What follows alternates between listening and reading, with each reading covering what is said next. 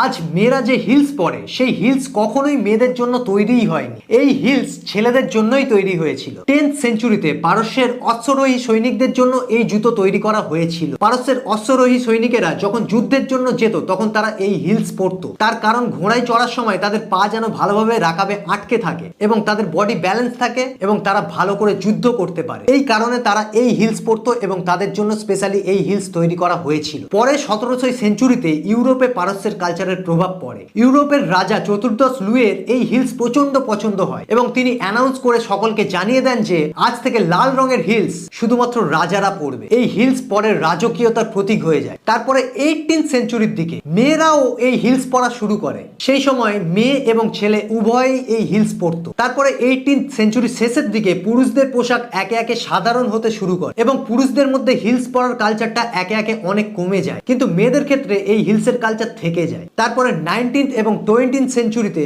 Fashion, শিল্প, cinema, বিজ্ঞাপনের মাধ্যমে হিলস নারীদের সৌন্দর্য, আভিজাত্য এবং আনুষ্ঠানিক পোশাকের স্বীকৃতি পায়। আর আজ শুধুমাত্র হিলস মেয়েরাই পরে এবং হিলস তৈরি হয় শুধুমাত্র মেয়েদের জন্য। কিন্তু এই হিলস একসময় তৈরি হয়েছিল শুধুমাত্র ছেলেদের জন্য, মেয়েদের জন্য নয়। ভিডিওটি যদি ভালো লেগে থাকে তাহলে একটা লাইক করে ভিডিওটিকে শেয়ার করে অন্যকে জানার সুযোগ করে দেবে এবং এইরকম ইন্টারেস্টিং ভিডিও দেখতে চ্যানেলকে অবশ্যই ফলো করে দেবে।